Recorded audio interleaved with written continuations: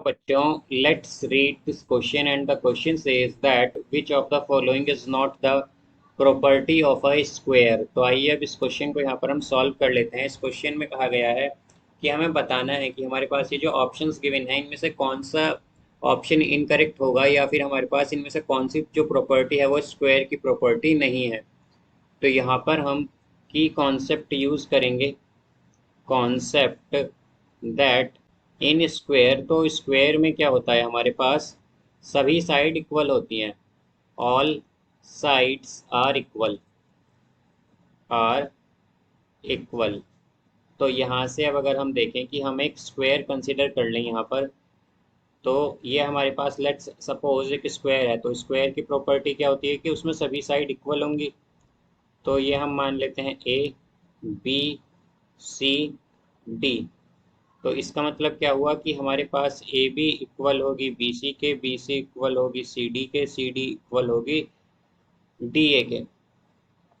और स्क्वायर की एक और प्रॉपर्टी होती है कि इसमें सभी एंगल्स भी इक्वल होते हैं, all angles are equal, angles are equal. तो इसका मतलब क्या हुआ कि हमारे पास सभी एंगल इक्वल होंगे, यानी कि एंगल ए इक्वल होगा एंगल बी के, एंगल बी इक्वल होगा एंगल सी के, एंगल सी इक्वल होगा एंगल डी के, और ये सभी इक्वल होंगे 90 डिग्री के। अब यहाँ से हम अगर इसमें डायगनल्स लें तो इसकी दो डायगनल्स हम देख सकते हैं, एक तो है ए सी और एक है यहाँ पर बी डी। ये हमारे पास इसकी डायगनल्स हैं, और ओ हम वो पॉइंट मान लेते हैं जहाँ पर ये इंटरसेक्ट करती हैं। तो हमारे पास क्या होता है, स्क्वायर में डायगनल्स इक्वल होती हैं, डायगनल्स आर इक्वल। तो इसका मतलब क्या हुआ हमारे पास कि हमारे पास जो ए सी है वो इक्वल होगी बी डी के। अब डायगनल्स में हमारे पास क्या होता है कि डायगनल एक दूसरे को बाइसेक्ट करती हैं एट 90 डिग्री। डायगनल्स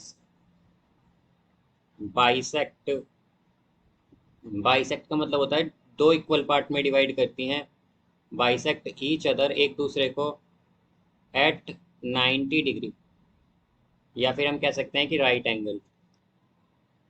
अब यहाँ से हम अगर गिवन ऑप्शंस चेक करें तो ऑप्शन ए में कहा गया है कि each angle of a square is right angle. तो हम देख सकते हैं कि angle A, angle B, angle C, angle D सभी किसके इक्वल हैं, 90 डिग्री के। तो यानी कि ऑप्शन ए क्या हो गया हमारे पास करेक्ट, बिकॉज इसमें यही कहा गया है कि सभी एंगल हमारे पास राइट एंगल होते हैं, यानी कि 90 डिग्री होता है स्क्वायर में। तो ये ऑप्शन करेक्ट है।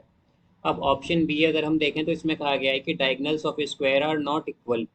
बट यहाँ से अगर हम देखें तो हमने क्या देखा था कि diagonals of a square equal होती हैं, क्योंकि ए सी और बी डी दोनों इक्वल होंगी, स्क्वायर में हमारे पास डायगनल्स जो हैं वो इक्वल होती हैं। तो इसीलिए ऑप्शन बी क्या हो जाता है, इनकरेक्ट। अब अगर हम बात करें ऑप्शन सी की, तो सी में कहा गया है कि sides of a square are equal. तो हम देख सकते हैं कि स्क्वायर में सभी साइड इक्वल होती हैं, बिकॉज यहाँ पर A B B C C D D A सभी इक्वल होंगे। तो इसलिए हमारे पास सी ऑप्शन क्या हो जाता है, करेक्ट हो जाता है यहाँ पर, बिकॉज ऑप्शन सी में यही कहा गया है कि all side the sides of a square are equal. तो यहाँ पर साइड इक्वल ही होती हैं स्क्वायर में। अब अगर डी चेक करें तो डी में कहा गया है कि diagonals of a square bisect each other at right angle.